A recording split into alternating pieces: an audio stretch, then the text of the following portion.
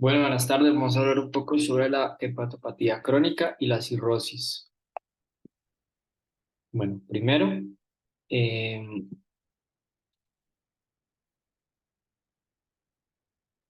primero vamos a hablar un poquito sobre la valoración de la función hepática. La valoración de la función hepática se va a medir con diferentes pruebas. La primera es la AST y la LT, siendo la LT un poco más específica para pruebas de riñón, perdón, para pruebas de hígado, llamadas fosfatasas alcalinas, la GGT, la albúmina, el tiempo de protombina, es decir, el TP o factores de coagulación, y la bilirrubina como tal, tanto directa como indirecta y total. Tenemos también un poco de elaboración de la función hepática en el Child-Pugh. Este Child-Pugh va a ser muy, muy importante. ¿Por qué? Porque el Child-Pugh va a ser básicamente la clasificación de la severidad de la enfermedad del hígado. Entonces, ¿qué pasa? Esta se va a medir, va a tener cinco parámetros. Los primeros van a ser si hay presencia de ascitis, el segundo si hay presencia de encefalopatía, el tercero el de qué tal está el rango de bilirrubina total, también el rango de albúmina y la protrombina, especialmente su prolongación. Entonces, los tiempos de protrombina. Entonces, ¿qué pasa? Cada uno de esos parámetros va a sumar uno, dos o tres puntos y al final van a dar diferentes consecuencias. Que, bueno, un puntaje de 5 a 6 puntos es considerado un grado A, que es una enfermedad que está bien compensada.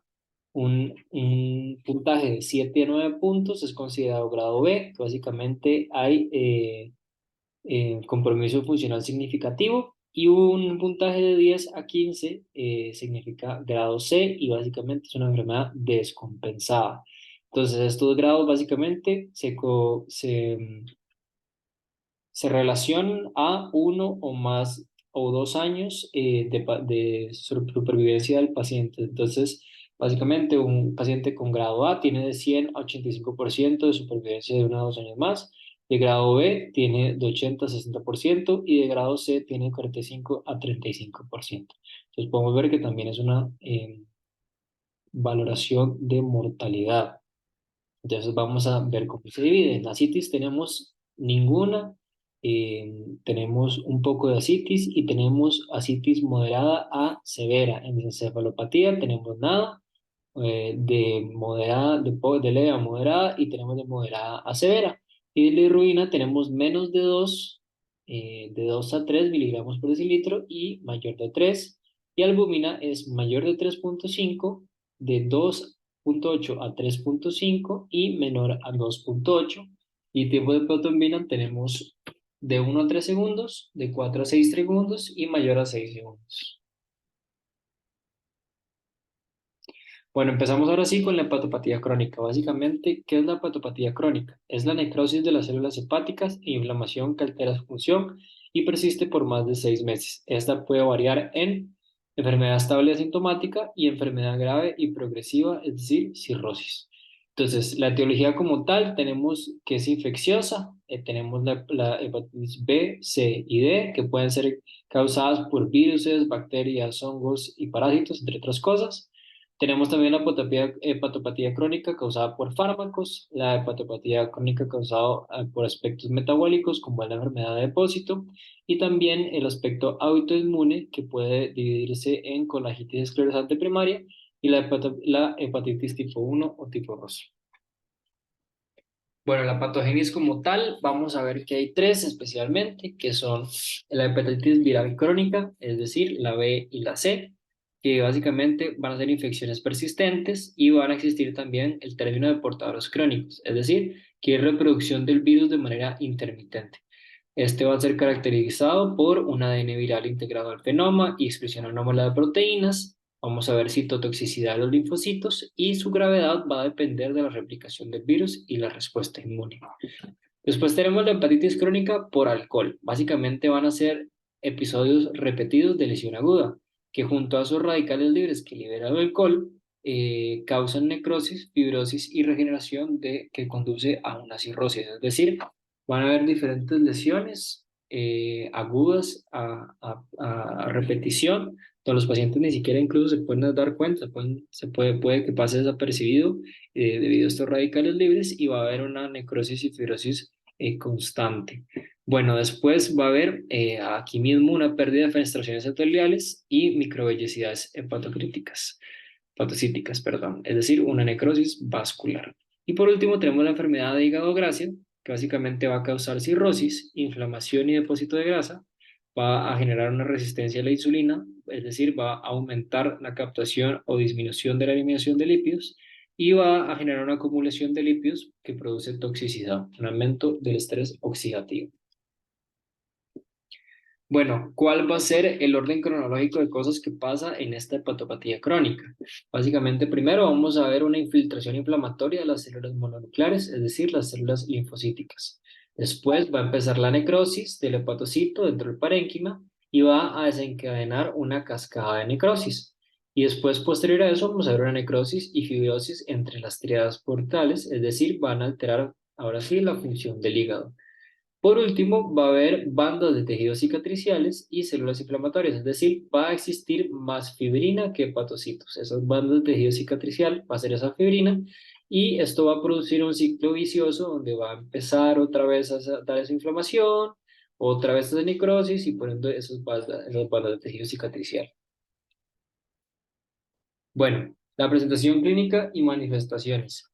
Básicamente vamos a tener síntomas sistémicos como la fiebre, el malestar general, fatiga, pérdida de peso, dolor, entre otras cosas. Vamos a ver ictericia, vamos a ver hepatosplenomegalia y complicaciones como el sangrado visceral, coagulopatías, ascitis y encefalopatías hepáticas. ¿Qué manifestaciones vamos a poder ver? Bueno, va a haber una alteración del metabolismo de CHO y una alteración del metabolismo de lípidos. También vamos a ver esta alteración del metabolismo de proteínas y de secreción biliar.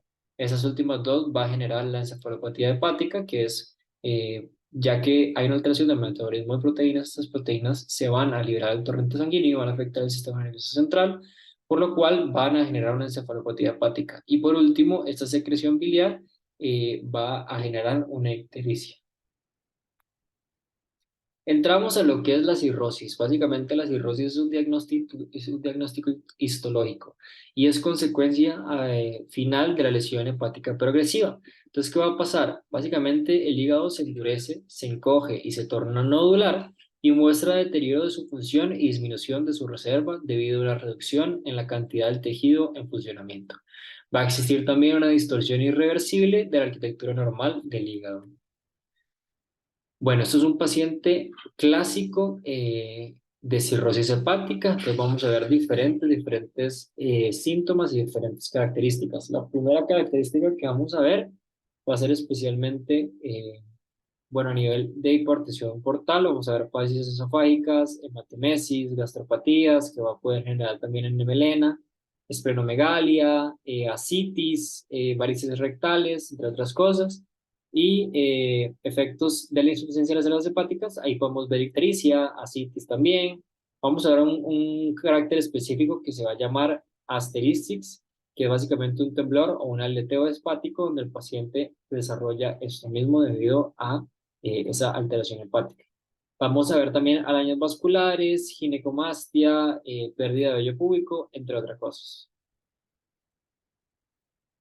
Bueno, la patología y la patogénesis de la cirrosis. Básicamente va a haber un aumento de la síntesis de colágeno.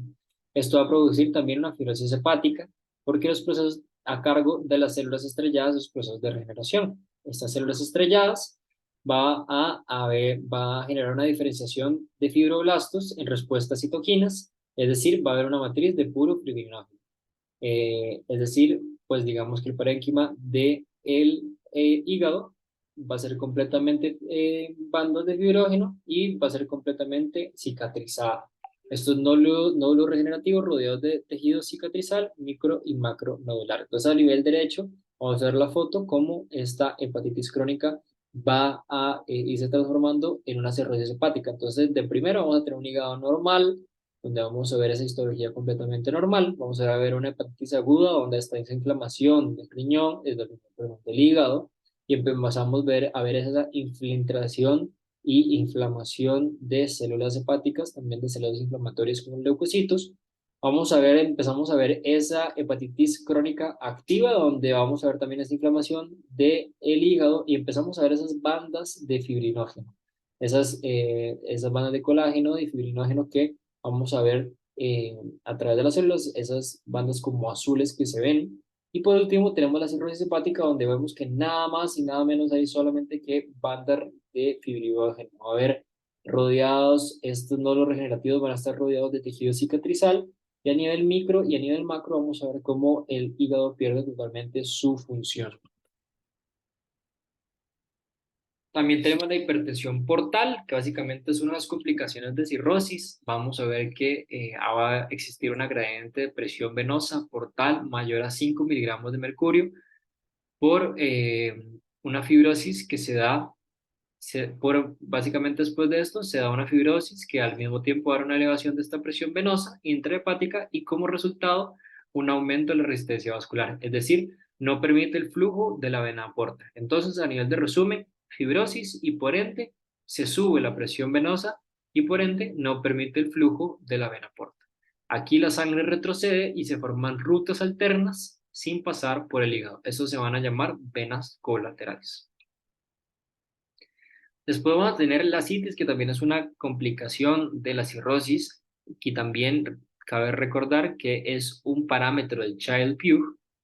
Básicamente, ¿qué es la citis? Como vemos en la foto, vamos a ver cómo el hombre está con el estómago simplemente totalmente hinchado. Es un estado de edema generalizado, donde hay un exceso de líquido en la cavidad peritoneal y hay un gradiente de albúmina en suero mayor a 1.1. Vamos a ver una elevada presión sinusoidal que conlleva el secuestro de sangre en el lecho venoso con una desviación de volumen intravascular. Va a existir también o van a haber presencias de vasodilatados como el óxido nítrico, que básicamente van a dilatar el alveolo periférico y va a existir una retención de sodio por el sistema renina-angiotensina-aldosterona.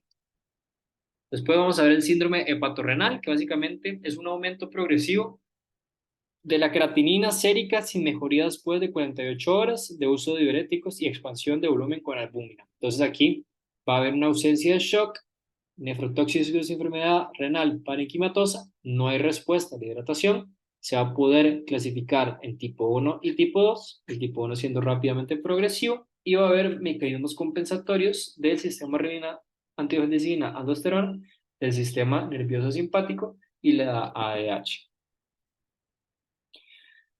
También vamos a ver un poco sobre la hipoalbuminemia y edema periférico y la peritonitis bacteriana espontánea. Entonces, básicamente va a haber un descenso de la concentración de albúmina, va a existir una extravasación que va a generar esa ascitis que antes habíamos comentado, puede llegar a generar el síndrome hepatorrenal que anteriormente también comentamos, retención de sodio y una hiponatremia por esa misma retención hídrica. Entonces, ¿qué pasa? En la peritonitis bacteriana espontánea vamos a encontrar una infección del líquido acítico en ausencia de un evento intraabdominal. Es decir, va a haber una infección por traslocación bacteriana. Entonces, básicamente, como existe una ascitis, todo ese líquido acítico se va a infectar por esa traslocación bacteriana y por ende va a generar una peritonitis. Va a existir una paracentesis y un cultivo bacteriano positivo. Vamos a ver cómo se manifiesta en dolor abdominal no localizado en la misma citis, ausencia de ruidos intestinales y la principal causa de esta peritonitis bacteriana espontánea es la E. coli.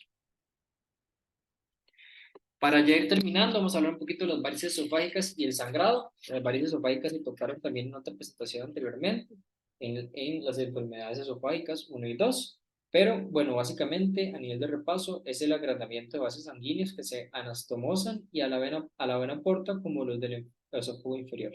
Entonces básicamente estos pequeños vasos, va a haber vasos pequeños con paredes delgadas que facilitan su ruptura, va a generar un alto riesgo de mortalidad y un sangrado digestivo alto. Y por último, una encefalopatía hepática, que básicamente no se pueden metabolizar citotóxicos en la sangre del sistema nervioso central y va a haber un aumento de nitrógeno, también va a haber un aumento de amonio, estas proteínas que ya hemos comentado anteriormente que se liberan a la sangre y también puede haber por una alta ingesta de proteínas, va a generar ese desequilibrio electrolítico que va a generar una hipocloremia, hiponatremia o alcalosis, genera este asterixis que hemos hablado anteriormente, que es ese tremor o temblor hepático, y va a haber cambios en la permeabilidad de la barrera hematocefálica, que va a hacer que sea más común que las toxinas crucen la barrera. Por último, vamos a ver una coagulopatía y esplenomegalia hiperesplenismo, que básicamente en la coagulopatía va a haber pérdidas de la síntesis hepática de factores de coagulación, o por eso es que uno de los factores de el Child-Pugh es el tiempo de protrombina. Va a haber una absorción de vitamina K que no mejora dándole vitamina K, y va a haber una coagulación intravascular diseminada que básicamente va a crear coagulación o coágulos dentro de los vasos sanguíneos que puede llegar a generar trombosis. Y en la esplenomegalia hiperesplenismo vamos a ver cómo hay un flujo retrógrado de hipertensión portal, una trombocitopenia y una anemia hemolítica. Ahora sí, para terminar, vamos a ver el carcinoma hepatocelular y las complicaciones pulmonares. Básicamente, el carcinoma hepatocelular está relacionado con pacientes con cirrosis alcohólicas y en las enfermedades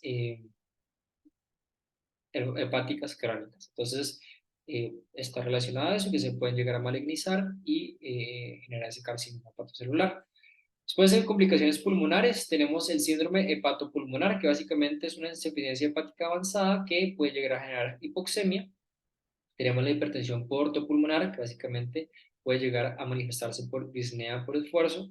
Y tenemos el hidrotórax hepático, que básicamente es una restribución del flujo y el líquido se acumula en espacio pleural por defectos del diafragma. Y con esto terminamos. Muchas gracias.